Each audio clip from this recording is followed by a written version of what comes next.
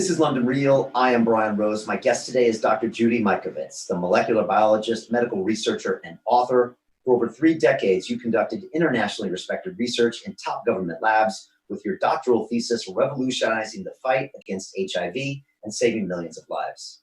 Throughout your career, you have exposed fraud at the highest levels of healthcare, including that of Dr. Anthony Fauci and the current heads of both the National Institutes of Health and the Center for Disease Control.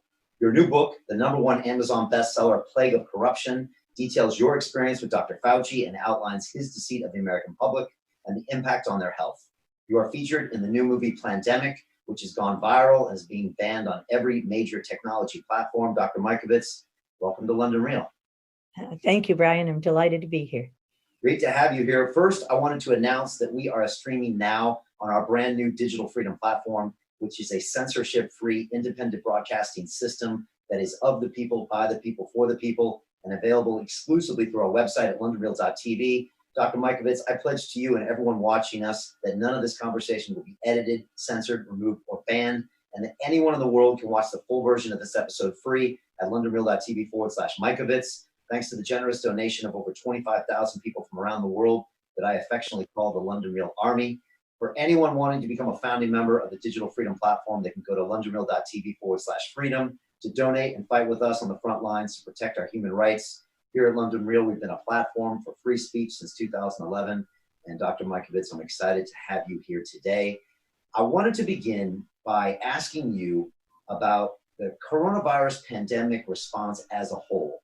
You have called it corruption. But most of the public, I think, sees it as an earnest reaction to a deadly virus that's threatening the world.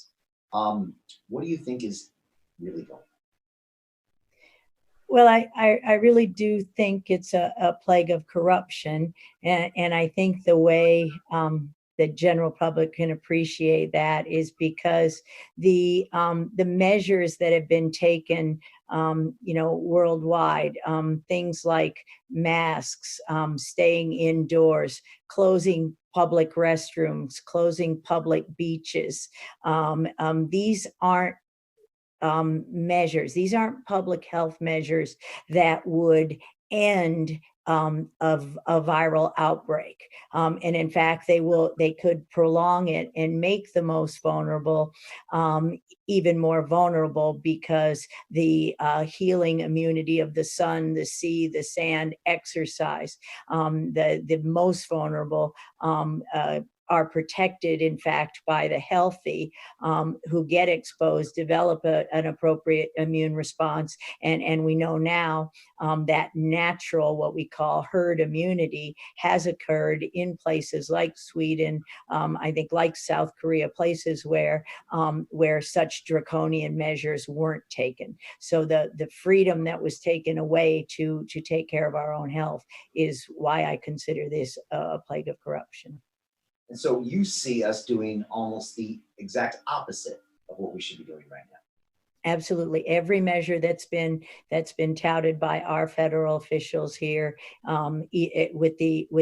except especially the influenza vaccination recommendations, which now publications clearly show people are more susceptible to infection of coronaviruses if they get the influenza vaccines. And yet here and in Italy, here in the United States and in Italy, two of the places that have been hardest hit, those vaccines are still, while not mandated, suggested and given, administered to the most vulnerable, the elderly, those who have comorbidities, and that is peer-reviewed, published to be the worst thing to do for a coronavirus. Yeah, I remember Dr. Birx at one of Trump's conferences saying, that you must get the flu vaccine, immediately to protect against this. And yet I've heard you quoting that they increased the odds by 36% of getting COVID-19. Maybe we'll get into shortly why they would even say something like that. What else? The masks, the social distancing, the lockdown itself, these are all things that are actually going to hurt us in the long run? Yeah, they have nothing to do with public health. It's immune suppressive. It's horribly stressful. So we see depression, we see anxiety, we see fear in our children, the grandparents who can't see the grandchildren, birthdays that are, friends seeing friends in masks for little children. It's really going to be lasting in the damage of these measures, which really don't protect anything at all. The masks don't protect anyone from getting infected with the virus. The viruses can go through. They can trap toxins. They can exacerbate upper respiratory infections by activating your own virus as you become immune suppressed. The masks are extremely stressful, and the body perceives that by suppressing the immune response rather than enhancing it, which is what sunshine and love and touch does for us. We actually need to kind of have the touch and the exchange of kind of germs and microviruses with other people anyways. That's a part of being healthy. Yeah, it's immune boosting. It boosts your immunity. You see it, you respond in such a way. Yes, that's what we know from generations of research. So never have these measures been taken before. And again, this is little more. All the data now support little more than a normal influenza season with respect to death. And the very people who are most, I think it's 0.1% to 0.3%, all the data shows, of death from the coronavirus infection. Most are asymptomatic, meaning they're just healthy people. They're not asymptomatic carriers. They've cleared the virus. Coronaviruses don't integrate. They don't stay with you. You clear them when you develop immune response. Yes, you can be exposed in another year, but again, you've already got an antibody. You're primed to respond quickly, and likely, unless you're the very ill and have many comorbidities, you will not get very sick at all. And that's what the data support. So those with comorbidities are damaged most by the oxidative stress, we call it, and the stress of the measures that are being taken. Is it true you're expecting disease to jump once we end the lockdown because people's immune systems have kind of gotten worse in this isolation? I don't expect disease to jump right now. I believe that because people, I believe people now realize healthy measures, healthy food, vitamin C, that they're pre-exposure, prophylaxis. There are measures that we can take to prevent. We know about things like the type 1 interferons, like vitamin C, like zinc, the hydroxychloroquine. We know measures that we can keep on the shelf. Glutathione, just giving yourself the capacity, your intracellular antioxidants, and of course, vitamin D and sunshine. So I don't expect disease to jump. That's how we're being, fear is powerfully immune suppressive. So everybody being fearful to go out is probably the worst thing. And I don't see that fear. I don't have that fear. Okay. You've said that there's a massively liberal overdiagnosis of COVID-19 in the US. What do you mean by that? And what are the ramifications of that? Well, correct. I've actually quoted Dr. Birx, who said, we're going to diagnose COVID-19 liberally. That is, anyone who has a cough, anyone who has a fever, anyone who has flu-like symptoms, practically anyone who walks in a hospital is going to be diagnosed with COVID-19. And the most important thing with that is not only could there be no evidence of infection at all, but it really doesn't matter, because you don't die with an infection, you die from or of an infection, and clearly you don't write a death certificate to say that someone who is HIV infected, who walks in and has a heart attack, died of AIDS. So you can see we have many viruses. We have a human virome that is 8% of our body. So those are the very viruses you're going to wake up when you get flu injections when your immune system is suppressed. And so are all of those viruses part of COVID-19, or is it only SARS-CoV-2? So you see, nothing about the normal causation has been satisfied here, that this agent, SARS-CoV-2, causes COVID-19. So there will be a huge deception, really, of the public health, and those with those co-infections and those other injuries will be the first to die, and then the truth will be buried with them as legitimate autopsies don't happen, or even we've been told people won't be allowed in the military if they've been infected in the past. We know of people who have committed suicide because they were infected, they recovered, they developed an immune response, but then they can't go back to their jobs because everybody's afraid of them. This is horrific, and that liberal diagnosis and these really these lies that continue to be perpetrated by public health officials with conflicts, with serious conflicts of interest, and of course, who have done this in the past on several occasions. So what is really going on here? You talk about these people that are standing next to the President of the United States, on a nightly basis. What are they doing? What is the corruption happening? Is this a grand scheme, or did it land in their laps and they're behaving accordingly? Or is it, again, all come down to financial interests? What is happening? Well, there's a lot of data to support, that this is a plague of corruption and a cover up of basically the use of contaminated, mixing animal tissues with humans and human tissues and injecting them in the immune compromise, which is the definition of our vaccines, with no safety testing, a contaminated blood supply with many adventitious agents that are coming out of the laboratories, not just a new SARS-CoV-2, but many strains of cancer-causing retroviruses that come from monkeys, pig, cow blood. All of these things are in our vaccines, and those people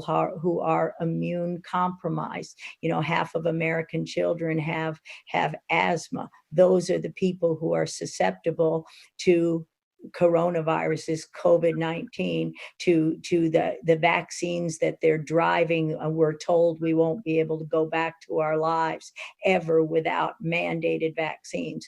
Those vaccines will kill the vulnerable, though, and then you will cover up 40 years of the plague of corruption, 40 years of vaccine injury, 36 years we haven't had safety testing done on the vaccines used in the United States. And it's really no different in the UK, where we have extensive work over the last decade with ME, with myalgic encephalomyelitis, which there's considerable corruption surrounding that in the UK. And those also are the vulnerable. I've been getting messages from the patients in London saying, oh, here you go again. The reason why people with ME got COVID-19 is they're psychosomatically fearing the virus so much that they brought it on themselves. And this is what these diseases have been falsely said to be: not infectious, transmissible agents causing ME, autism, cancers, but in fact psychosomatic, people who wished an illness upon themselves. And the NICE guidelines and all the studies that were shown to be fraud over the last decade by people like Sarah Myhill and other doctors who have been viciously attacked, similar to me, as I've experienced in the US. So I very firmly see the evidence that this is a plague of corruption, and those that are injured will be killed, not only by the SARS-CoV-2 if they should be infected, but especially should they receive any kind of vaccine ever again. So you think they're actually preventing the therapies until everyone's infected, and then once they're infected, the vaccines will come out and people will die from that, and that will cover up all of the corruption that's gone on in the vaccine industry for the past 40 or 50 years? Yes, because they'll say they died of COVID-19 and not of the vaccine injury, which is denied, or ME, which is strongly associated with the gamma retroviruses that came from the contaminated blood supply, and the vaccines for the last 30, maybe even 70 years since the first cases in the US in 1934, as we learned that polio, the enteroviruses that cause polio, passed through mouse brains, picked up mouse cancer causing and neuroimmune disease causing retroviruses. And then later on, when we cultured these live viral vaccines like MMR, like polio, these RNA viruses, we culture them in animal cells, including the same vero monkey kidney cells where we get, SARS-CoV-2 and SIV, the ancestor of the monkey version of HIV,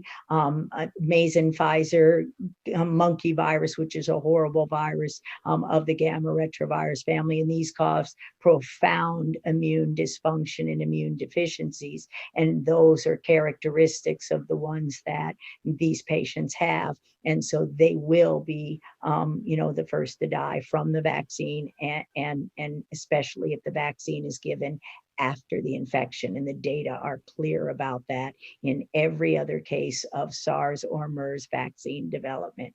And so it actually drives the disease and the death. That is a dark, dark scenario.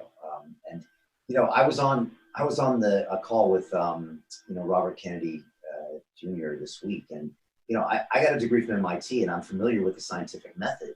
And when he started explaining some of the testing or lack thereof of vaccines, it blew me away. And then when he talked about the lack of liability for these companies, I was again surprised. And then the lack of effectiveness. And I got a 101 course in vaccines and the industry of, and I was appalled. I mean, my jaw was kind of open, because I just assumed it would be tested like any other drug, but it seems like it's not. And also, he went ahead to say, look, Brian, I'm not anti-vaccine. Just like when I'm fighting against mercury in the ocean, I'm not anti-fish. You've said you are not anti-vaccine. Maybe you can comment on some of my observations. Yeah, absolutely not. I'm not anti-vaccine. And since 1980, when I developed and was part of the team that used the first immune therapy, that was interferon alpha, type 1 interferon, as a treatment for infection-associated cancers and leukemias, that's the definition of vaccine. So for the rest of my career, I've believed and I've made drugs and therapies based on the idea that you can educate the immune system to prevent or treat infectious disease or cancer. That's the definition of a vaccine. So what I'm against is the fact that in all of those immune therapies that I've developed, all of those natural product-based therapies that we've developed over my career of 40 years, the testing is extensive. The testing is extensive as double-blind, placebo-controlled studies for safety. Phase 1, phase 2, phase 3. Anytime you add a drug to a protocol, you have to test each drug individually and then the combination. And it takes years. First is the safety trials, where you do accelerated doses, things like that. You accelerate to the level of toxicity. Not a single study has been done in that regard for 36 years in the vaccine program with anything on the schedule. Things are added every year. The combination's not tested. And more important, the development, the manufacture of the vaccines. You might think if you're getting a shot, let's just take, for example, Pediarix, which has hepatitis B, diphtheria, tetanus, acellular pertussis, and IPV vaccines, the injectable polio vaccine. That's 6 antigens in a single shot. If you co-develop them together and you purify all the garbage, that could be a safe vaccine, but they're not purified together. They're manufactured individually and they're combined. So you add the toxins, you add the contaminants, and it's overwhelming. That program that Bobby Kennedy referred to, the National Vaccine Injury Compensation Act, generated the compensation program.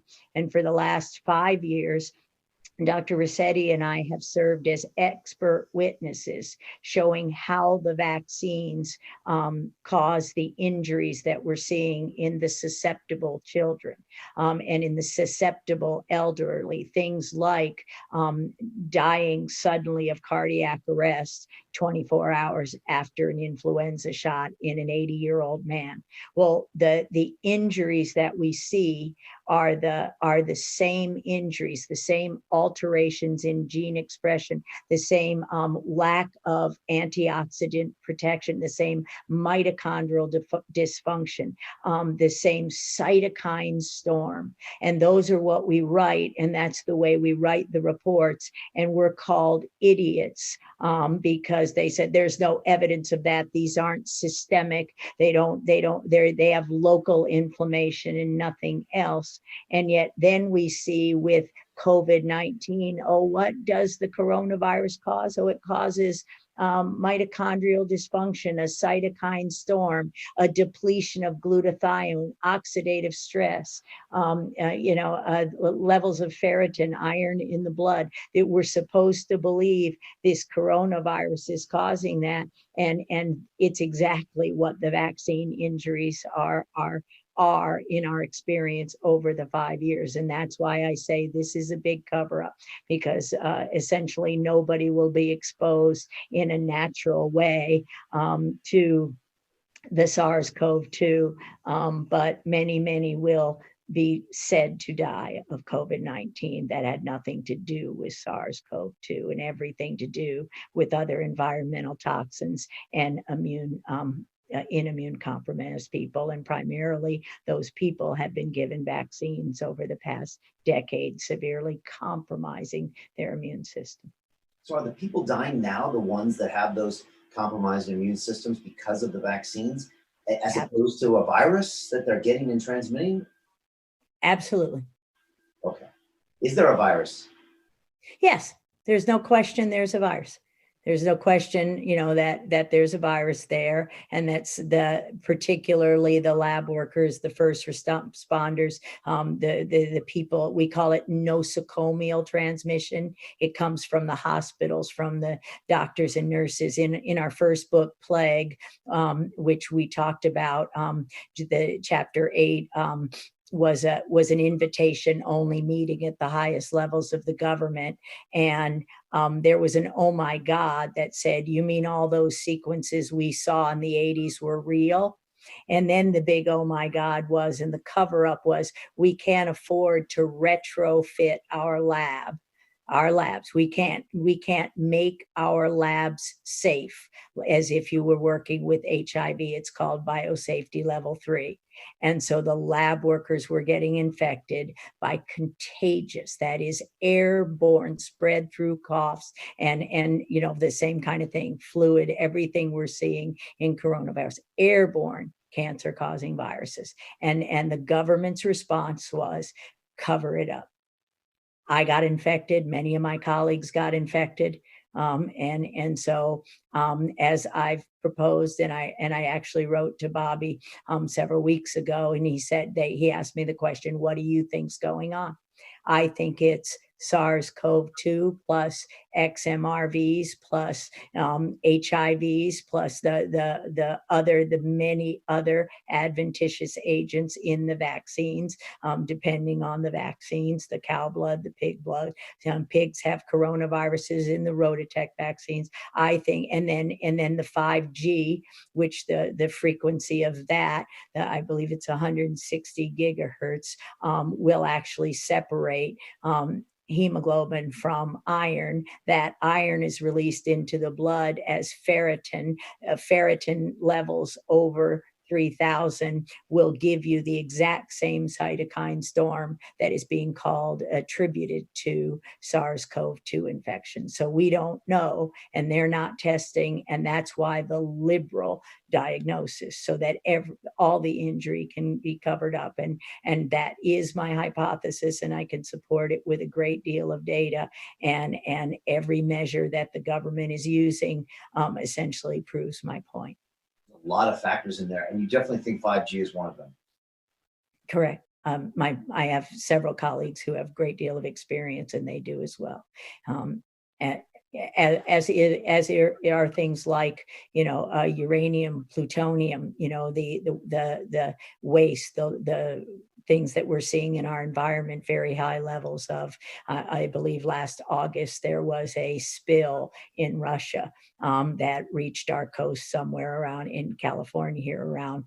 So radiation, clearly radiation damage. Some of the injury very much looks like radiation damage, according to my clinician friends. So when you get in the airline travel, when you get in a plane and you get above 10,000 feet, then you're exposed to a lot of radiation because you're above the protective ozone layer. So airline travel doesn't necessarily make you more liable to get infection because of the people on the plane, but because of the energy, the EMF, the extreme EMF on these planes, and then the combination of the radiation. So that as you travel across the country, say in a plane, that you drive oxidative stress so that you deplete your intracellular glutathione, your protective mechanisms, and this drives infectious disease, not just of a coronavirus. So is there an increase in deaths or just a reclassification of deaths? There's a reclassification of deaths. Now we know of, in this country, I believe 2,000 people die a day of cancer. And those people are quite sick right now as they've been denied their treatments. So it's a reclassification of deaths, and the public is being misled. So there's no net increase because of COVID-19? No. And this is being reclassified now and also being financially compensated for that reclassification because of this corruption behind the scenes that are intending to cover up what's been going on in vaccines over the past 40 years. Correct. Tell me about vaccines, because I'll be honest, doctor, I've been talking to people for the last 5 years that are very suspicious of vaccines. I have 2 young boys, 3 and 4 years old, that, thankfully now we never vaccinated, but I was really thinking about it 6 months ago. And again, I come from a classic science training and background where I'm taught science works, especially if it's tested. Vaccines are based in science. And so I just would trust the establishment. But it's so hard to believe that these toxic things are right out in the public, being injected into our children and being required for them that. And in the UK here, they have to have injections to go to school. How can this kind of open lie have grown so big without anyone saying something? Well,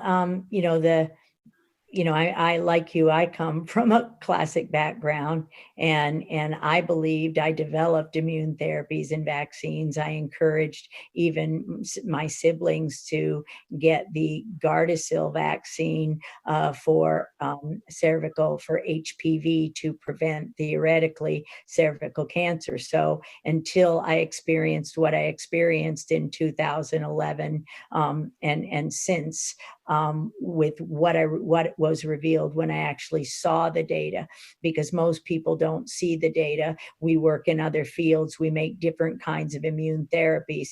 And until I realized that none of the safety testing was done, the way we discussed earlier, until I looked at what's called the excipient list, which is all the other stuff that's in the needle, that's not the antigen, that's not the thing you're supposed to make an immune response two. These, what the adventitious agents are the microbes, and then aluminum, formaldehyde, polysorbate 80, which is a detergent that opens the blood-brain barrier. We use it in developing drugs for brain cancer because it's difficult to get things into the brain. But why are you injecting it into a newborn or the elderly or anybody else for that matter? Well, the fact of the matter is because most people don't know about the 1986 National Vaccine Injury Compensation Act, where all liability was removed from manufacturers, and the government, given the job, the HHS and the Department of Justice, DOJ, given the job of doing the testing, as you know, at that time, President Reagan was told again by Tony Fauci that that vaccines are, I'm paraphrasing, unavoidably unsafe, and we're not going to make your vaccines and prevent these, you know, pandemics if you don't relieve us of the lawsuits. Because in the early 80s, and it's in our book, Plague of Corruption, there's a chapter on this. In the early 80s, an attorney, an environmental attorney, Mike Hugo, was winning a lot of lawsuits against DTP injuries, for DTP injuries in courts. The huge lawsuits like we know in a few years ago with Monsanto and glyphosate and Roundup. These huge $100 million lawsuits, probably at the time it was less, for these DTP injured kids. So what is DTP? Well, it's diphtheria, tetanus, and pertussis. But they grew the pertussis, the agent, the microbe, in the cells. And you know, literally, to tell your audience how they're made, they literally just took the cells, slammed them against the wall of a centrifuge to spin, to concentrate it, and then just didn't clean out the cell debris, didn't clean out the cells that the agent was grown in, and that was causing extreme seizures, death, the debris, the garbage from animal cells. Literally just took it right out of the vat and injected it into people, and the cost of cleaning up, you know, the cost of cleaning up the vaccine was like a half penny a dose. And the company at the time, Wyeth, and I encourage you to have on your show sometime Mike Hugo, because he taught me so much. I knew none of this in 2011 before he started educating me. He's the lawyer that was working on these, and he actually wrote the parts of the law for the Vaccine Injury Compensation Program, because what they were doing in these cases was dragging it out for years, and the families just really needed relief for their severely injured children in wheelchairs and needed to get them some care. So this was supposed to be a rapid 1 year, we'll compensate here, we accept that the vaccines cause injuries. And the court has been so corrupted since then, to the point in 2011, it's totally corrupt, and essentially the vaccine is presumed innocent at all costs. And you're suing HHS, the entire Health and Human Services and Department of Justice, as the injured. And I, as I said in my book, with everything I've been through with in the past few years, the worst corruption, the most horrific thing I've ever seen was vaccine court, and it's pure evil. And there's a lot of money involved here, I'm guessing. And we see figures like Bill Gates and Dr. Fauci telling us that the only solution is a vaccine. You want to get back to work, you want to maybe not lose your generational wealth or any of your savings, it's vaccine. You want to go back to gatherings, it's a vaccine. It's almost like that is being quoted as the only answer, and the public is almost running towards this as a solution. How are they involved, and is it purely financial, the interests of these men and other people in the corruption? Well, it's considerably financial, but again, this is criminal extortion. This is, they know they're not safe, They know there won't be infected. We all know the data show that we haven't developed a vaccine for SARS in 20 years that does anything other than drive the disease and will kill people. And yet, the public officials, Dr. Fauci, Deborah Birx, Robert Redfield, all have not only financial conflicts of interest with the Gates Foundation and other things. But they're covering up criminal extortion and criminal fraud in publications all the way back to the 80s, and the criminal fraud they perpetrated with a vaccine for HIV and drugs for HIV back in the 80s. So they really should be charged with treason for this latest. All I can say is it's a plague of corruption, and it's a big cover up, and it's crimes against humanity. I don't know any other way to say it. But now they're trying to rush it through. They got the team in Oxford here, putting their injections into rhesus monkeys, and now they're trying to push everybody. Might be ready in 6 months, which is faster than I've been told any of the vaccines been ready, and really like pushing it towards people. Again, talking to Bobby Kennedy, he's like, Brian, even if there was something that's successful, it's such a low percentage. It's not a fix-all. It's just, this is all a dream, a lie. This is not even a possible solution for us. And why would you give a vaccine to people who already have an antibody, who've already been exposed, have developed a natural immunoglobulin G for a past infection, or IgM, the mucosal surfaces, for a recent or current infections? Why would you give a healthy person a shot that could drive the toxicity, as the data have shown, when they're already immune? Why aren't the immune, why aren't the exposed, who are not sick, healthy people out there working to protect the compromised? And why aren't we protecting the compromised with the therapeutics that we know work, like hydroxychloroquine and the type 1 interferons and vitamin C's and zincs, the natural products to protect them? Why are we holding everybody? And that's why I call it criminal extortion. And they don't get out of their house, and they're driving further and further into their own depression or anxiety or disease. They can see the effect it's having on the family when they can't pay their bills. The children who aren't educated.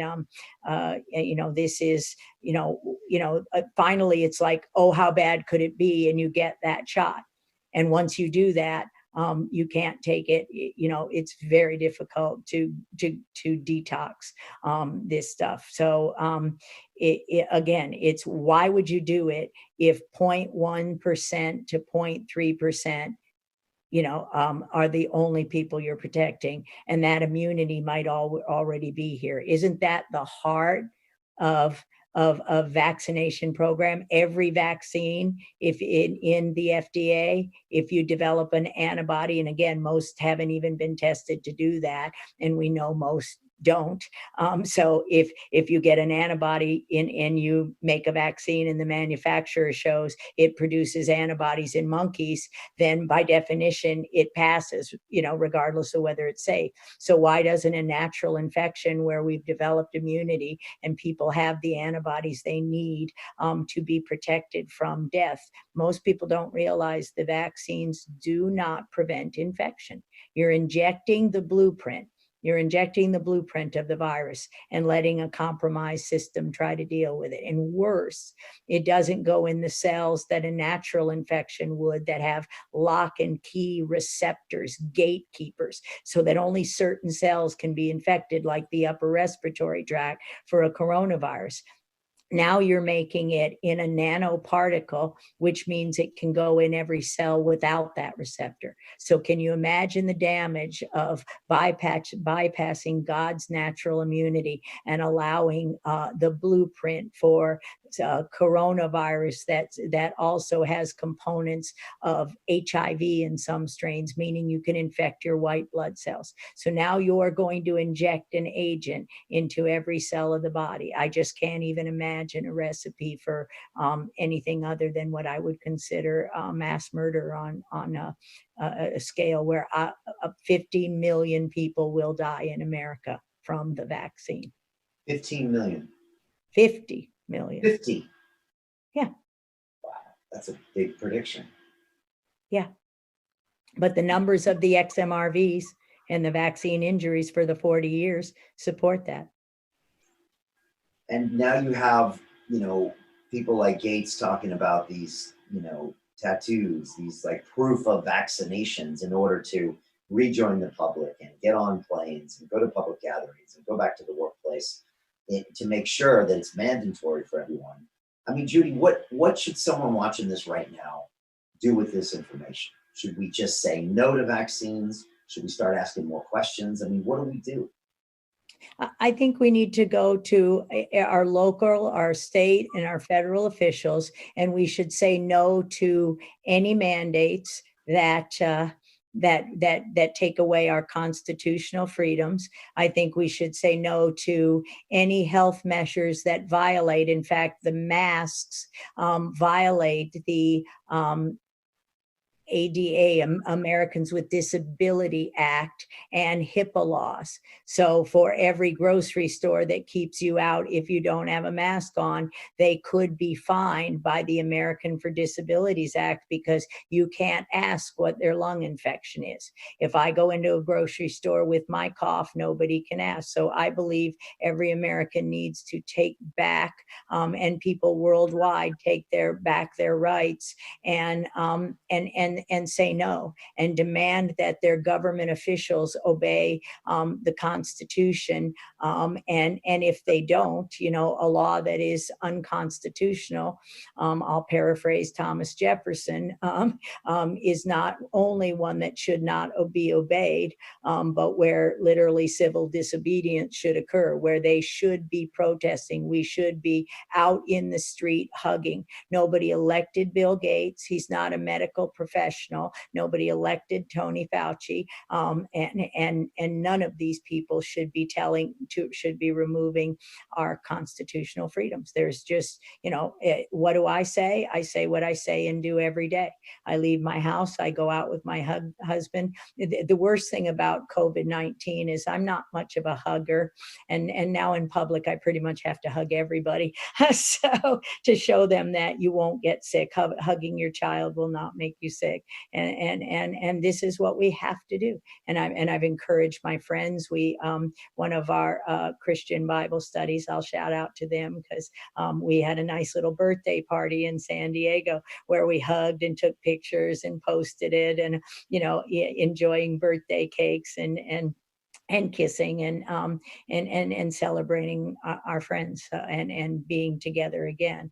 And that is, we speak the truth in love, but we're not going to be denied our freedoms, that freedom of choice of what goes into our bodies. And since none of it's been tested and none of it's been proven or shown safe, and they have not adequately disclosed what's in that needle to everyone, then nobody need obey those laws. And we need to go back and take back our public beaches that don't belong to Bill Gates or Tony Fauci. Doctor, can you explain to me how someone like Dr. Fauci or someone like Bill Gates, who are there to, they're technically there to protect the public good, can also have patents on some of these vaccines or even viruses? It seems like a massive conflict of interest to me that could be the case. And yet, when I read it, it seems to be the case. It is the case, and that changed in the early 80s with something called the Bayh-Dole Act, Bayhdole. This was the senator from Utah at the time, and Bob Dole, I believe he was in Virginia at the time. But in the 80s, that act gave government workers and university people who were supported with taxpayer grants the opportunity to patent their work. And really it's taxpayer funded, it's taxpayer. They turn on the lights, they give us everything, they pay for our educations, they pay for us to go to the meetings.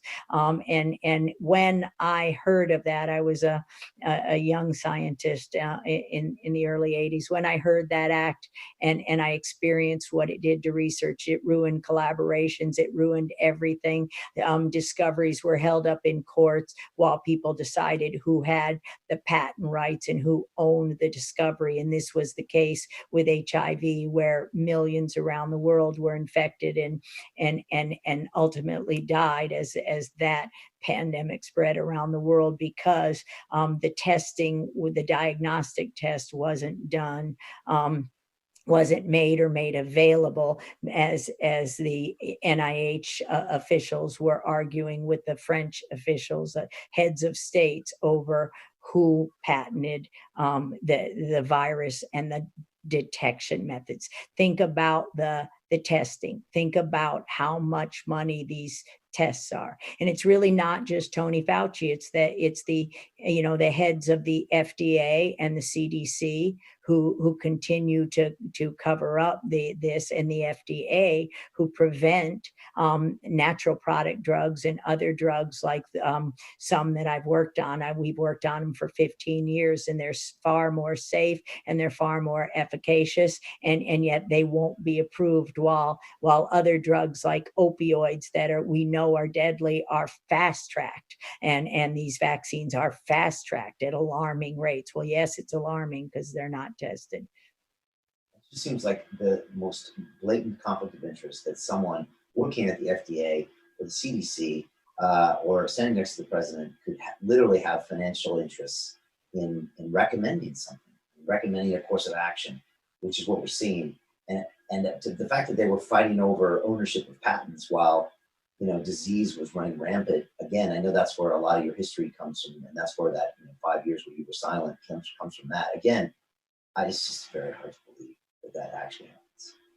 Yeah, it was, again, it was so hard for me to believe that the journals that are number one journals, or theoretically are the most esteemed journals, like Nature and Science, actually, literally not only perpetrated the fraud, but commissioned fraudulent papers that would not have passed peer reviews, and then editorial versions in Science Insider writers would literally destroy, as they did with me, the career. So you could see the corruption, you could see the payoffs for the scientists who would take the money rather than tell the truth about the data. And then you would see how the journals spin the data, which is why I call these journals, it's basically propaganda masquerading as science. So I do wear a mask, but it's a mask from New Orleans Mardi Gras across my eyes, like the Lone Ranger.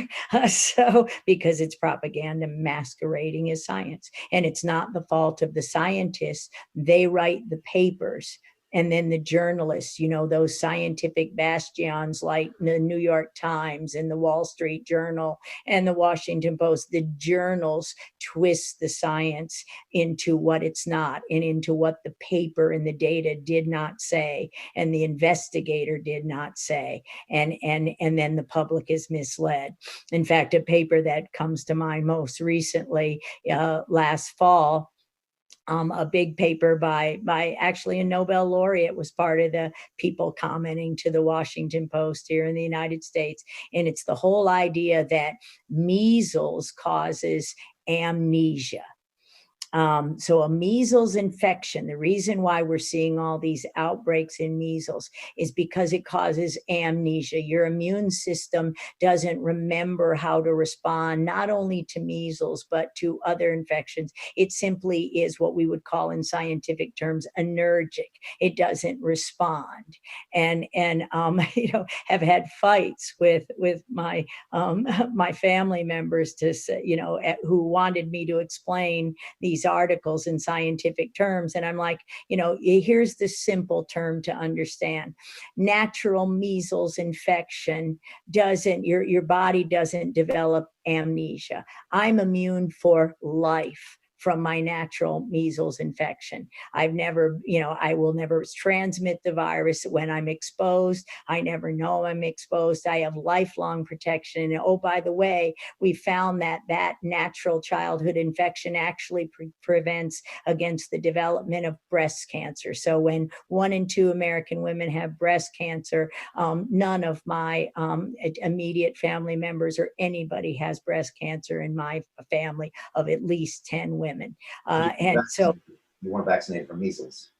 No, I wasn't vaccinated from anything except polio sugar cube when I was 5 years old and my brain in detox had been developed. I at least developed my liver and kidneys. So what was this paper really saying? The measles vaccination was introduced in 1963. So most of the people in the study were vaccinated. So they weren't immune. So what I say to my brother, so the amnesia, I say, is you can't forget what you never knew. Those vaccines have not developed memory immune responses, or you wouldn't need all the boosters. One infection would do. Can we make vaccines that would be delivered and formulated such that we could develop a natural and lasting immune response as if to a natural infection? Absolutely, we can. And it would cost pennies on the dollars. And we have all of the reagents and ingredients to do it right now in the case of COVID-19. But those aren't, the vaccine strategies that are allowed to be done scientifically, not only in the US, but worldwide. Those experiments can't be done. We've made those proposals. We don't work for major pharmaceutical companies. We work for small companies, and it'll never be done because the funding went to the people with conflicts of interest. And the lack of liability means that this will just continue. Correct. There are repercussions for it. Now, if there was liability, then the company might say, wow, I'm going to take $100 billion hit, and they might take it, and then they would have to potentially change their ways.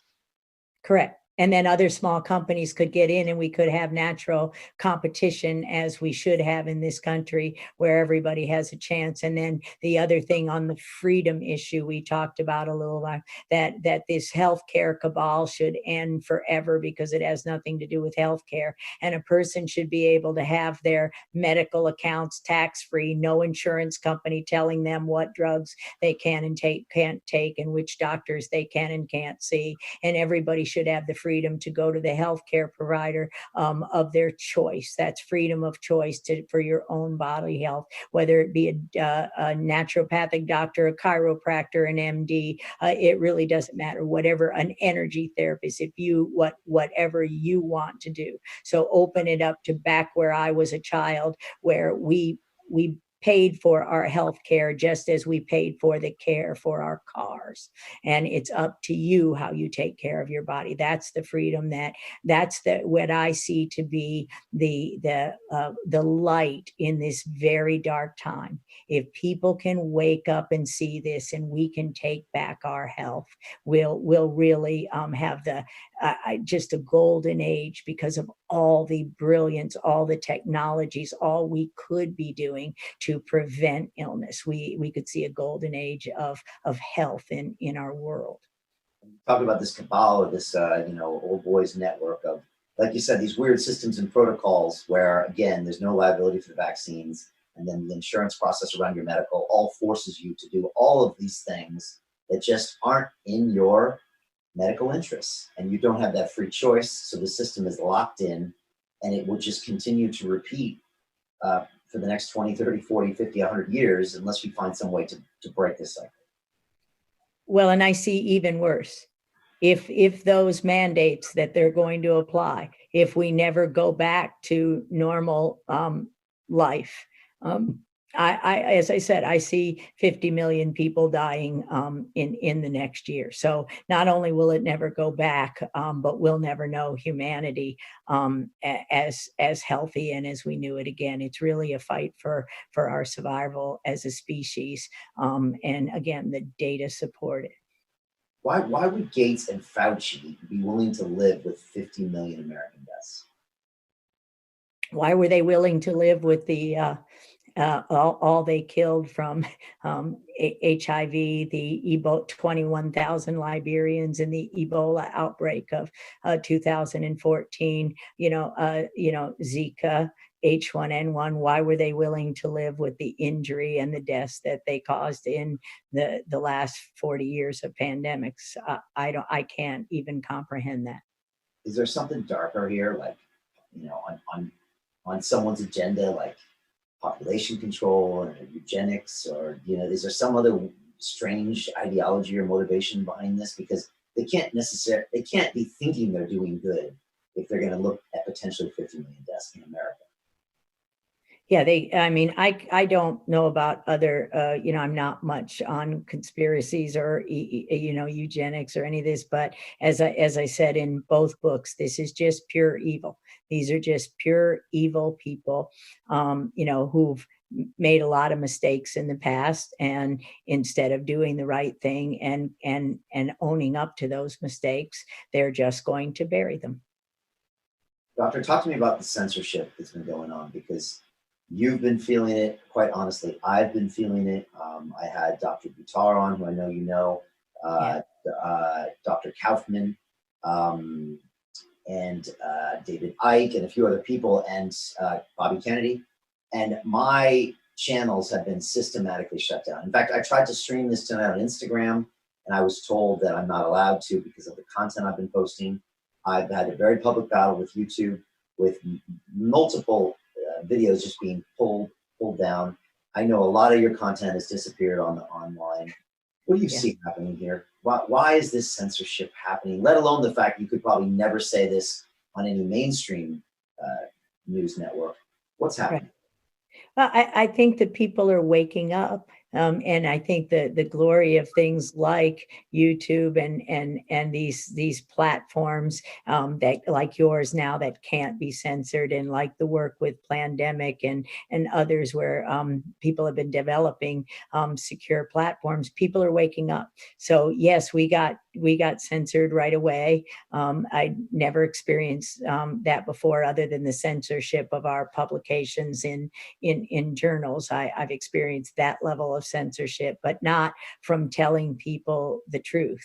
But that's one of the really great things about the fact that we've all been locked down and we've all been at home, so we can all use these technologies to talk to one another, and people can see what's really happening, and they can turn their television set on the background, and they can see that the news is sponsored by Merck and some of these companies that are benefiting.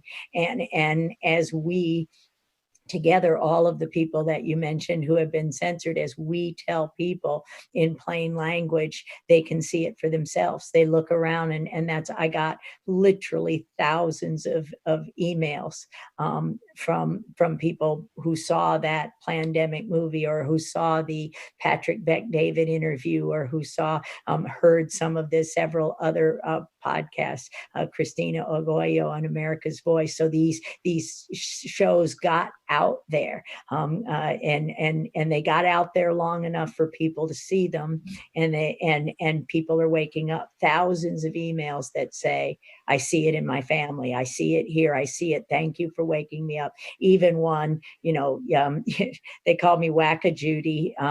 I don't know if you remember the game Whack-A-Mole at the fair, where you just keep popping up. So as there was an article, I think it was, I don't know, a major like CNBC, and they said they're having trouble censoring Plandemic, the movie, because every time they take it down, somebody pops it up again. So what that's done, just as in the movie Vaxxed, when the film festival said they couldn't show it, and the film festival said they couldn't show it, everybody wants to see it. So now everybody wants to know what they've been told they can't see, and so everybody's waking up. So we're winning, and it'll bring back freedom of speech in our country, and hopefully journalism with integrity, hopefully journalism where they do their homework, and actually really do a fair and balanced reporting of a situation, rather than a character assassination and a hatchet job.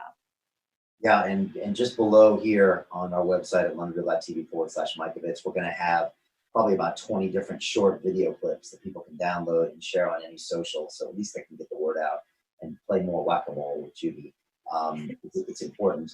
I was talking to Bobby Kennedy, again, really eye-opening he was saying, but he said in a non-election year, 70% of the advertising revenues is from the top 4 pharmaceutical companies. So he said Anderson Cooper is basically employed by the pharmaceutical companies. He's a shill for them. And he said the content, not only on the commercials, but also in the program, is always pro-pharmaceutical. So, the flu season's looking bad this year. And then you get the commercial for it as well. And we're constantly inundated with it. And then any dissent, like having you on the show, also is erased. And so we as consumers, though, are just watching the news and we just think it is normal, but we don't know the information we're not receiving. That's correct. And that's what we're learning now as we're locked down, as we see this ridiculous situation of healthy people wearing masks and things like that. So as we see the draconian measures they took to try and force these mandates, people are really waking up to that. I think you might know that we are only one of 2 I'll call it Western world nations that allows direct to consumer advertising of medicine, just the United States and New Zealand. And so the commercial after commercial after commercial with all the side effects of the drugs, with all the, and people not understanding the clinical trials of these horribly expensive drugs. There's one for a drug called Opdivo, and they show these 2 people walking hand in hand and looking at a chance to live longer. Well, do you know what the clinical trial said the live longer actually was that was approved by the FDA? 1 week at a cost of, I don't even know, it probably at least $50,000 to get this drug. And yet patients are denied cancer therapies that can actually heal them. Natural product therapies, those therapies we had before and after this medical cabal came in and prevented the drugs that really can cure you, like medical cannabis. So medical cannabis made from the plant, thousands of years of data supporting and not only supportive therapies like palliative therapies like anti-pain and anti-nausea, and I'm speaking in the cancer world right now, but actually curative. And I use the word curative because we don't speak of cures. There's whole protocols. There's many things that go into healing. But none of the drugs that are used in cancer therapy are any more than experimental. And none of them have these, decades, if not hundreds of thousands of years of research. And yet it's illegal in the United States to do cannabis drug development. And yet the taxpayer money goes to Israel and overseas to do cannabis research. And who owns the patent for cannabis in pain therapy and the things I just mentioned? Since 2004, the United States government. So it's illegal here. It's illegal for us to make these valuable plant-based drugs, and it's illegal. And federal dollars are being, to the tens of millions, are being sent overseas as other people develop these therapies, and we're not allowed. Wow. And I mean, I've lived here for 20 years, and one of the things that I starkly recognize when I go back home is those 2-minute ads that you see advertising drugs straight to consumer. And if you haven't been to America and see it, it's incredible. I mean, like, we make documentary movies here, but their production value is off the charts. Like you said, it's always these beautiful looking people on these beaches and all this aspirational things, and they're pitching these drugs left and right to you. Those things cost a lot of money, and they're making a lot of money, and that leads on to the censorship. I thought we were being censored by having someone on like David Icke that was questioning the COVID-19 test, questioning the RNA material, questioning there was an increase of deaths, and asserting maybe 5G had something to do with it. I thought that was enough of my censorship. And then when I had Bobby Kennedy on, I was speaking to a rep on YouTube, and he said, I noticed you were going to put the Bobby Kennedy stuff up, and can you tell me more about that? And do you know that if you put anything vaccine related, you have to do a special tick box on YouTube that says it's vaccine related content, which gives it the attention to the sensors. And I was like, oh, here we go again. I thought I was already in the doghouse, and now I got another wave of stuff coming. And so now they're almost taking preemptive action against us and banning things left and right. The latest one was a video that's been up on my channel 8 months, just got taken down, and I got another action taken against us. So it's this preemptive kind of fear, not to spread this message, because there's a lot of financial interests involved here. Yeah, correct. And one of the shows I was on with Gary Franchi, he coached me in the beginning, don't say COVID, don't say coronavirus, just say CV. And we got away with it without saying it. And certainly we didn't say vaccine. Yeah, it's a little scary. And I think slowly people are waking up to this fundamental right that we forgot about called freedom of speech. And just because it's a digital platform, it's owned by a private company, that doesn't give them the right, I think, to breach that fundamental, basic human right. So we're trying to fight back on that. And yeah, in the meantime, we're streaming on our platform. Just a quick question on the actual virus. I know that you had spoke about, parts of it starting in a lab that started in North Carolina and went to Wuhan, and that there was the use of this animal testing and animal pieces in this virus. But you're not saying it was necessarily created in a lab, but also you had said it couldn't have been created in 800 years. Can you talk about maybe where did this come from? Yeah, so a best way to say that is natural evolution of a virus from the way it was described to us, of this coronavirus, from the bats jumping directly into humans, apart from the original SARS, which is the closest family member. That natural evolution of these families of viruses could be up to 800 years if it occurred at all. So what I said is it doesn't necessarily have to be engineered, as in we cut and paste, the scientists cut and paste and use recombinant technology and enzymes. We call it pseudotyping to make a new virus or things like that.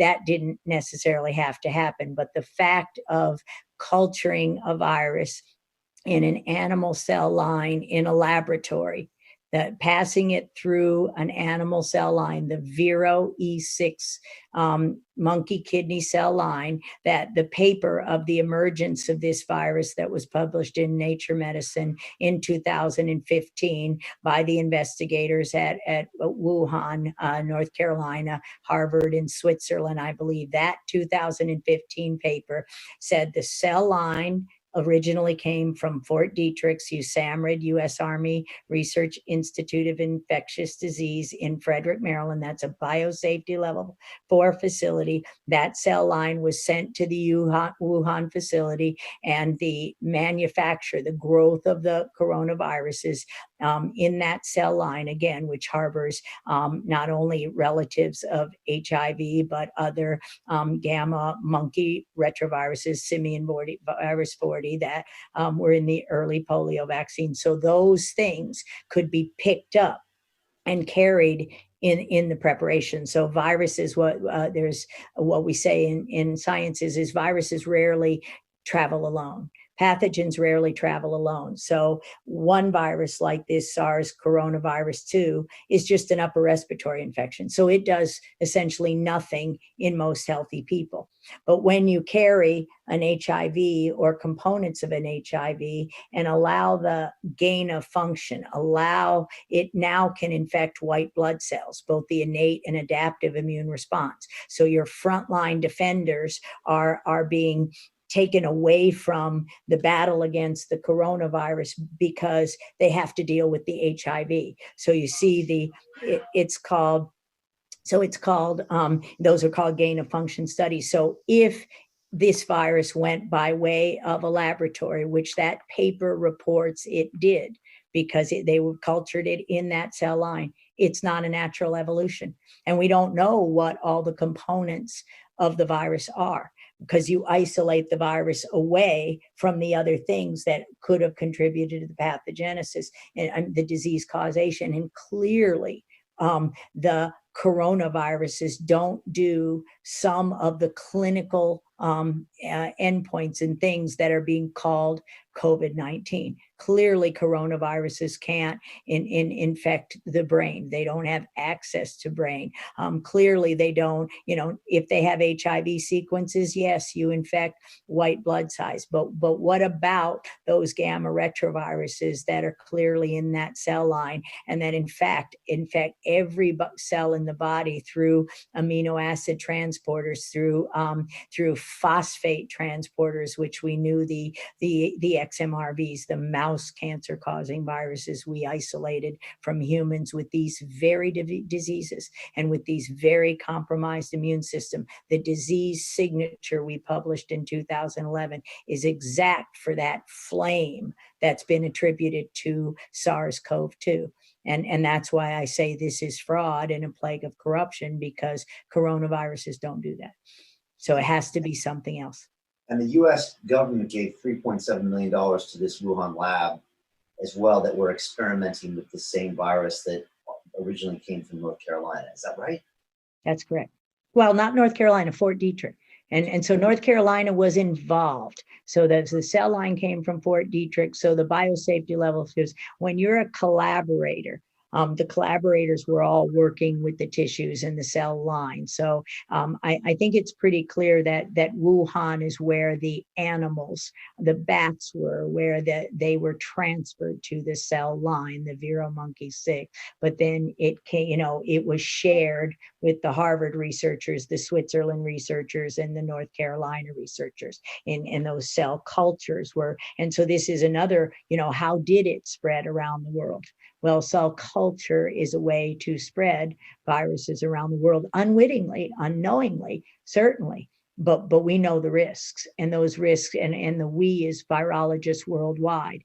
And that's why these studies were illegal to be done, these so-called gain of function studies from 2014 through 17. Francis Collins said it was illegal to do this. So why is Tony Fauci's National Institute of Allergy and Infectious Disease, why is his agency funding investigators around the world much more than 3.7 million to do these studies? And so why is he? Because he has an agenda. He's part of the corrupt old boys network of our healthcare system. That these people have been in office or in their positions for 40 years. And so they're doing it to cover up their crime. This is their crimes of 40 years, and drive the agenda that once everybody's chipped and vaccinated, once everybody is in fear of losing everything if they can't go to work, or being fined or go to jail if you can't open your pub or your hair salon, people will give up and get the shot. Fauci's been in the U.S. government advising presidents since, I think, 1984. I mean, the only person with that kind of longevity that springs to mind is J. Edgar Hoover, that can span across so many administrations and, have so much detailed knowledge or control about what's going on behind the scenes. And yet, the first time I met him is at these briefings, and quite honestly, he comes across as kind of that country doctor, the one that has that all-knowing, trusting mannerisms about him. But a different guy. Yeah. The guy I know is a power hungry, my way or the highway, literally, criminal who will get his way at all costs, no matter how many lives or careers he stomps on along the way. And he had you silenced for 5 years. Yeah, he had me. He directed the confiscation of my 30 years worth of work from my lab. Then the night I was fired on September 29th of 2011. In the next 6 weeks, his grants administrators went to my laboratories to make certain everything was in place with respect to my data, my IRB, my Institutional Review Board protected data of names and patients publications and people. Everything was there. Then I was then arrested on, and I had to clarify this over the last 24 hours, on felony charges of being a fugitive from justice.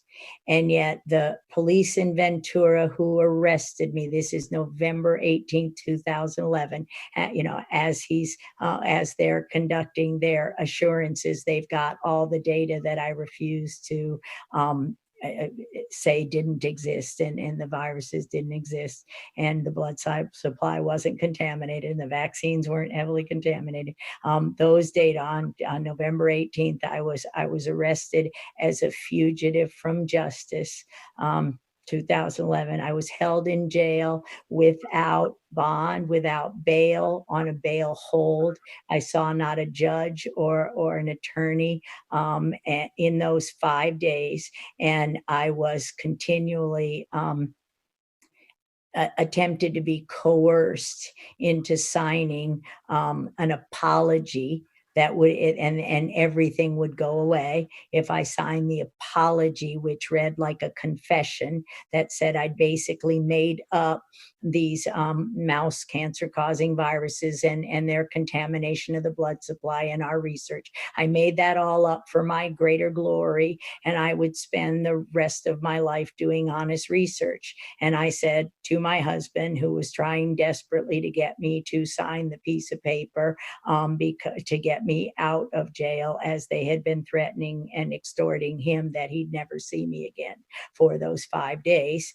I told my husband, I spent my entire life doing honest research, and I will continue to do honest research, and I will never sign that piece of paper. And as I quoted in an email that I wrote to the head of the National Heart, Lung, and Blood Institute, I will spend the rest of my life making sure you don't perpetrate these crimes on these innocent victims again. They've done it once or twice and never again.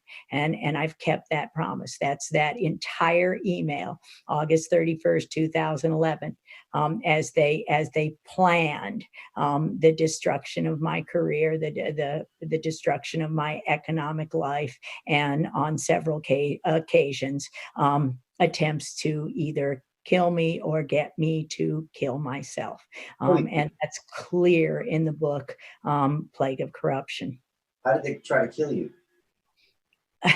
I was riding my bicycle, and they followed me down the street, taking pictures in a kind of unmarked truck with a gun in the back. And you could see that underneath that bike riding garb, they were trying to figure out if it was me. I was riding alone on a desolate road. And all they would have had to do was pick me up off that bike and throw me over there and say I killed myself. On one occasion, which is the first chapter of the book, Plague of Corruption, it's called Scientists at Sea. They surrounded my house at 4 a.m. We didn't know who they were, basically, we escaped out the back door on our 13-foot Boston whaler, and hid for 5 days until I got a lawyer who said, "Oh, you didn't do anything wrong. This is no problem. It's not a problem." So on many occasions, I was followed. I was watched. I was said to be a drunk.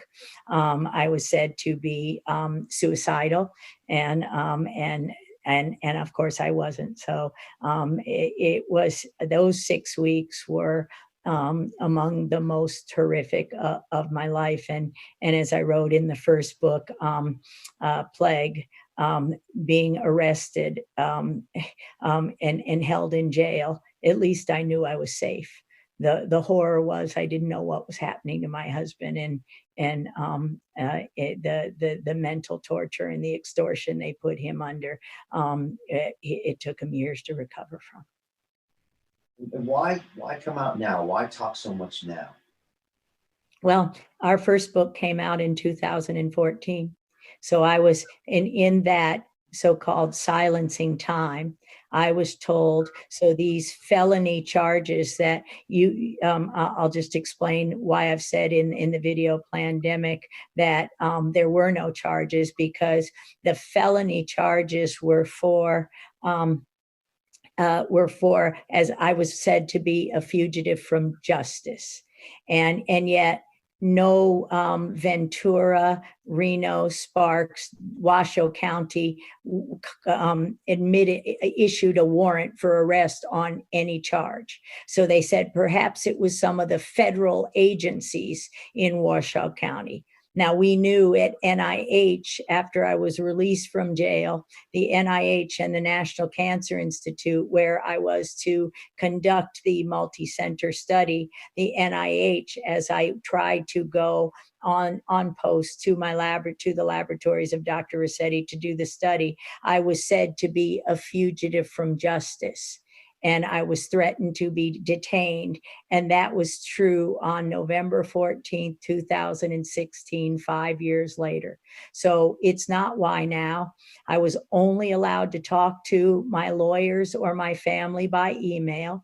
No Facebook, no social media. If I used computers or did anything as they watched me electronically and in every other way, I would be arrested again, and then this time in Nevada, where I would never be released, according to them. That was the extortion. So I didn't dare do anything other than talk to my lawyers and my family by email.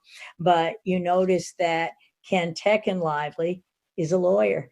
So Ken Lively, as soon as I got out of jail, encouraged me to tell the story. So we taped every word of it. We backed it up with emails. We backed it up with Tony Fauci's own words saying I'd be arrested if I, if I went to NIH. And I was prevented to go do the multi-center study because if I flew through NIH airspace. I lived in Frederick, Maryland for 22 years, and my mother lived there, and I couldn't land at Dulles Airport.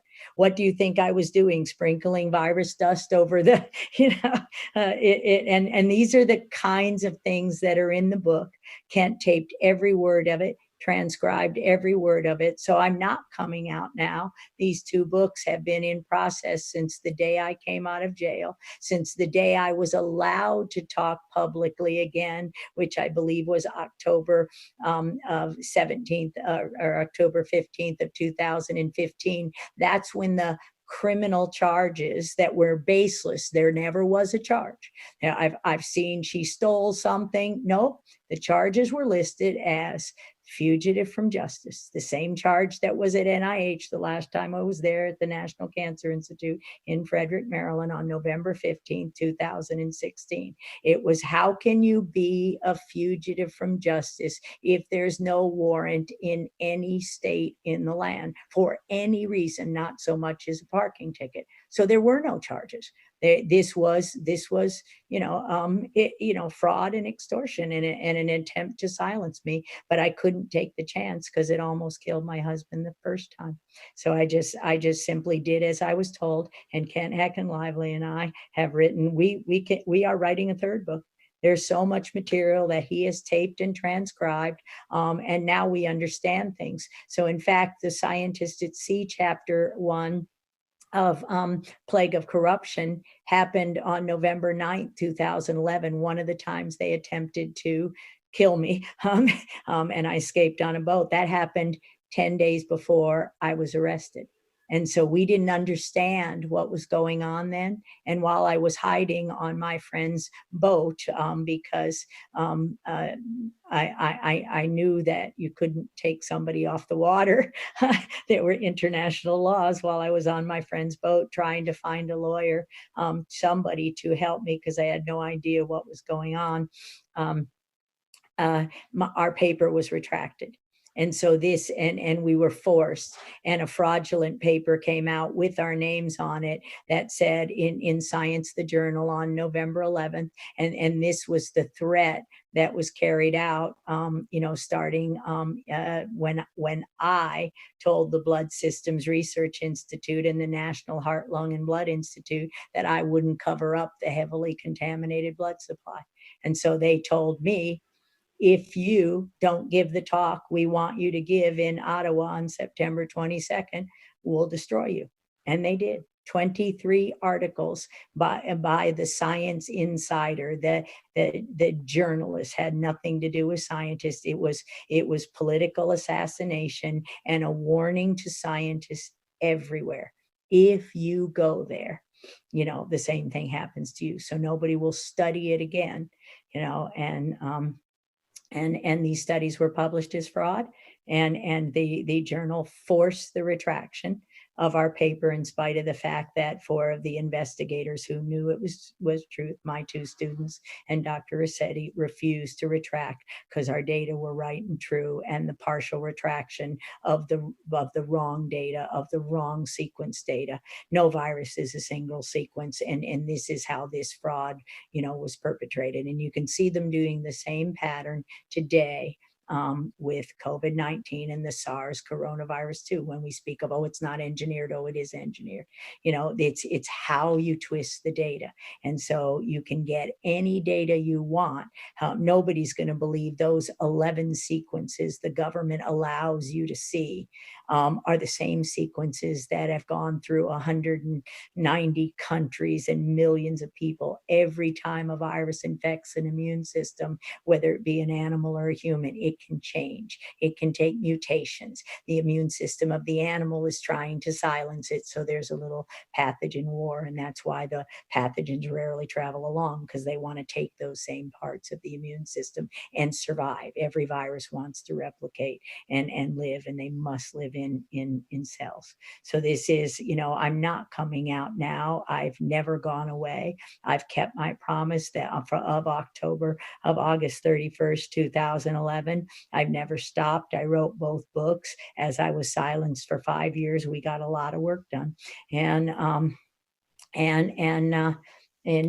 for a time such as this, who would know they would hit the detonate switch and destroy humanity and our planet.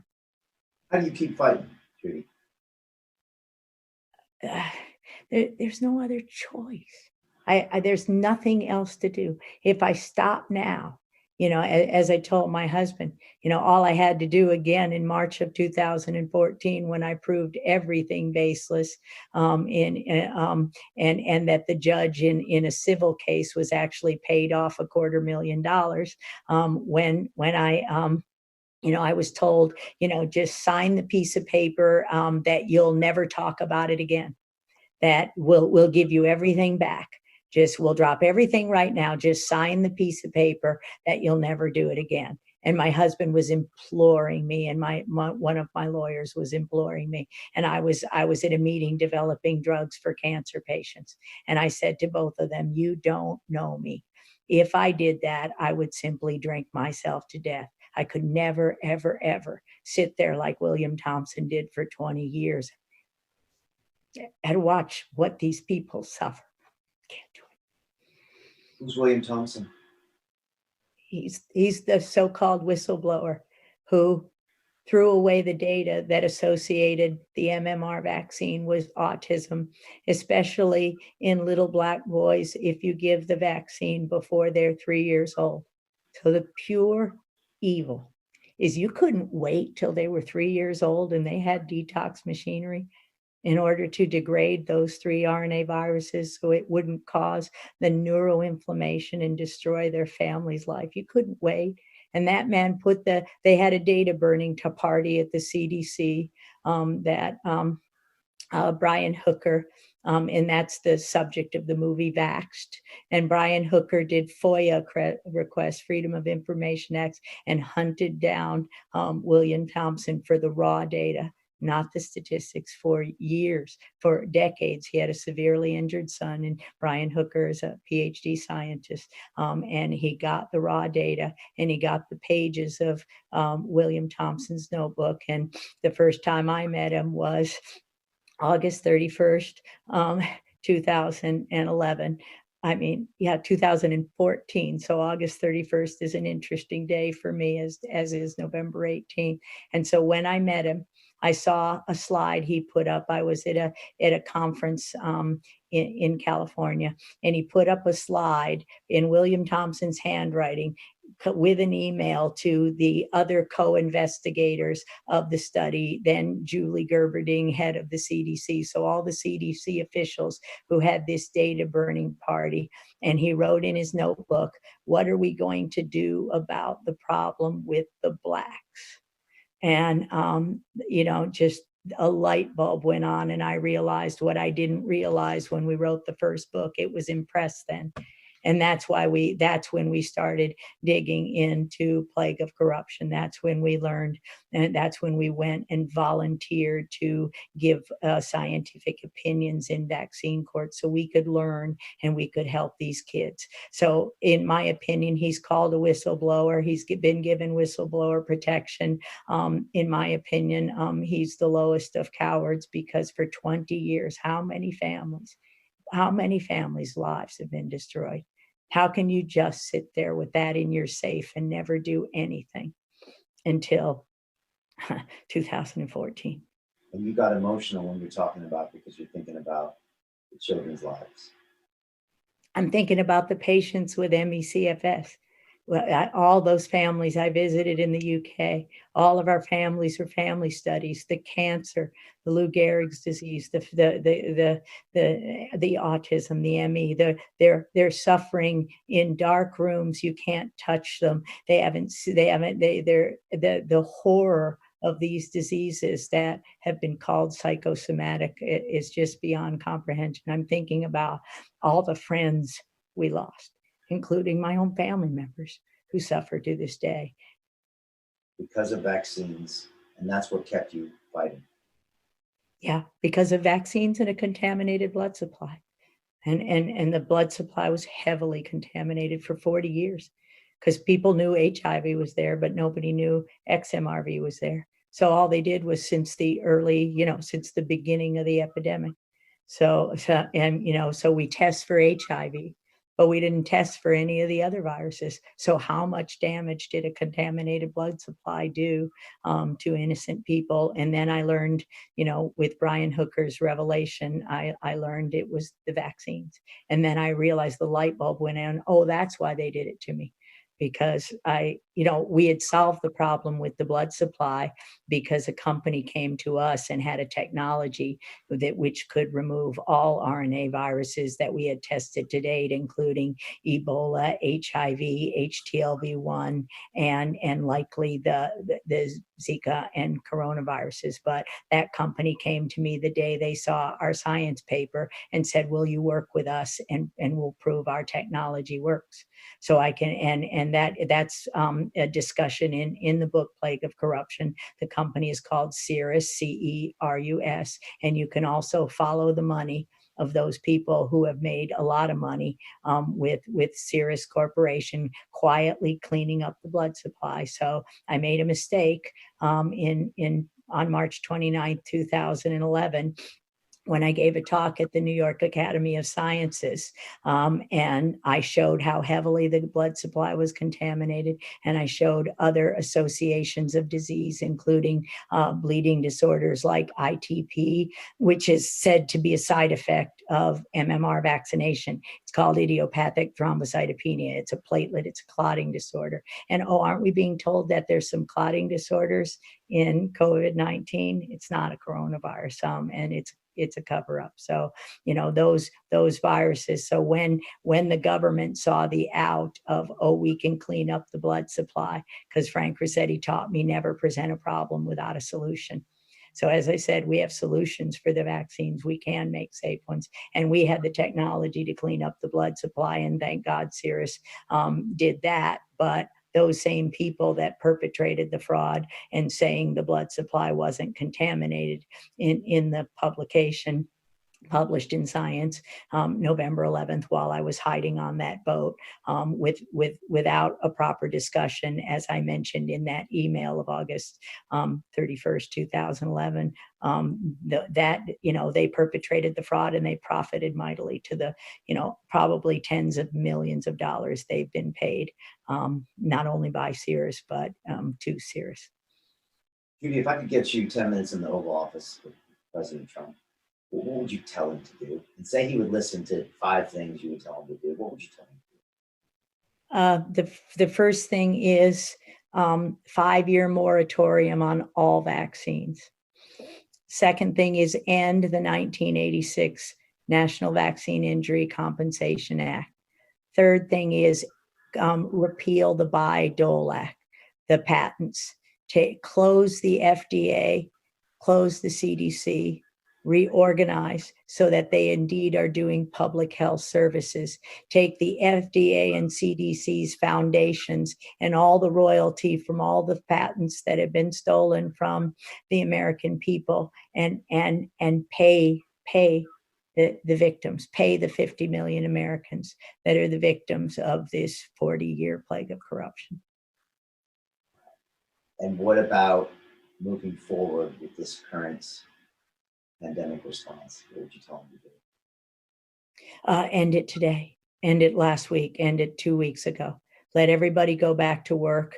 Tell everybody we're sorry, we made a mistake. It's very clear that the virus that coronaviruses are not causing the kind of damage and death that was predicted. And we clearly know the data of 0.1 to 0.3%. Let everybody go back to work. Let everybody go back to their lives and restore faith in the promise of science. That's the subtitle of our book.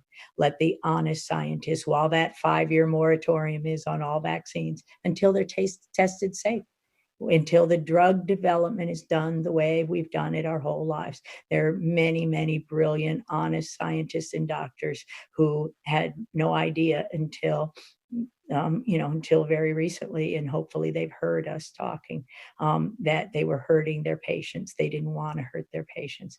Let those doctors educate the doctors worldwide. We'll have this country, not only when you close the CDC, people don't realize a third of our gross national product is HHS, Health and Human Services.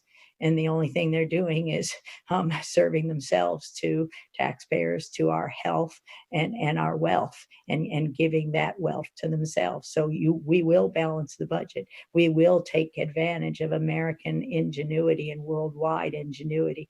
And we'll see an age of health like we haven't known before. Judy, what's your life been like the last 4 to 6 weeks? Are they finally recognizing what you went through? And is that any kind of consolation for all the pain you went through? It's been an interesting 6 weeks for sure. But yes, it's quite gratifying that people see, but the people who really mattered saw in 2011. So there's a peace now that I didn't have then, because I hope in all of this, they will get justice. It's really not about me. I'm fine. I live with my husband. We live a block from the beach. Our clubs, our churches, they never gave up on me. And most of the patients, and in fact, I'd probably say all of the patients never gave up on me. I've gotten thousands of emails, thanking me for not giving up on them. So that's quite gratifying. But all I really want to do is, my husband's 81, and I really just want to spend time with our children and grandchildren and teach. We established Mark Inc., which is Mikovits and Rossetti Consulting, in 2015, and our whole purpose, it's an education company. I want to teach the doctors. I want to continue what we've been doing since that time, which is helping cancer patients, helping them navigate, helping them get the right therapies, helping them get cannabis therapies, helping develop drugs from plants, as I've done my entire life. Just do that, but at a 40,000 foot level. Just continue just one-on-one with the patients. We just love that. It's always been my passion. Just would love to, get my life back to where it was before any of this happened. And I think, we could. I mean, I don't know how you fought against all of those circumstances. I mean, you're fighting the federal government. I mean, that's just, I just don't know how you made it through that mentally, physically, spiritually. I mean, it just sounds like an incredible journey. It sounds like Odysseus, and the fact that it's all happening now, it's almost out of a movie where you get to kind of tell your story and the people you're talking about are center stage where everyone's now familiar with it. And it all seems to be coming at the right moment. Do you ever wonder how kind of strange that is, that this is actually the greatest time for your story to come out as opposed to say 5 years ago or 5 years from now? Right. No, I really, I'm a God-fearing, I'm a Christian person, and I can see, and I'm grateful to God that I didn't know everything in the beginning. I learned every day more of the depth of the plague of corruption. And when I saw this COVID-19, but plague of corruption reads as if we were prophets, as if we predicted this event, because in fact, that's what I've lived. So I trust God, and I trust He won't give us more than we can handle. And at any given time, I didn't, if I knew what I knew now, who knew what I would do? For my whole life, I do what I've been taught, and that's the right thing to do. And yeah, I don't want to cry anymore, so I won't say the next. Why were you going to cry? Oh, because for the acknowledgement to the book, I wrote about my mother. Died as a result of iatrogenic. That means a failure of medicine. She was given a Prevnar vaccine and a flu vaccine on the same day in 2012, right after I got out of jail. And she didn't want to bother me because the news station said XMRV's all a hoax. And she figured I had enough trouble. So she went and got the vaccine. And the doctor told her that was not a problem. Everything was bad. She got AFib, which is cardiac afibrillation. And she was given a drug, Eliquis, that one of those drugs advertised on TV. And over the next 6 years, she developed congestive heart failure. The drug was basically bleeding her out, and a bowel obstruction that eventually killed her in January of 2019. So I wrote in the acknowledgement for my mom, if you saw something and you didn't say something, she used to say, you've got a mouth, use it. For my mom to sit by and do nothing when you saw injustice was a crime worse than committing a crime. You would be punished to within, and so I learned from the earliest days that you protect those who were weaker. You protect, you speak for justice and truth at literally all cost. So I did that. I appreciate you telling us that, and I'm sorry for your loss with your mom. And I really appreciate you talking about all of these issues today. And I would just implore anybody watching this to share this link again, LondonGirl.tv/Microbits. I'll also put a bunch of clips from this entire conversation down below where they can share pieces of it on their social, get this message out. Judy, any final thoughts for people that have been watching this? They probably have had their eyes opened in a lot of ways. They're probably also confused and don't know what to do next. What do you have to say? Well, first, just thank you, Brian, for everything you've done to wake up. And then what I say to most people is, in order to usher in that age of health and love like we've never seen before, we've got to forgive ourselves. we the scientists who didn't know, and we the families who didn't know. So I see so much guilt of parents that didn't know, and how could we know? It's been covered up. So I basically just say forgive each other and we'll help each other, and the injured and the healthy can work together to restore health to everyone. That's just the best we can do.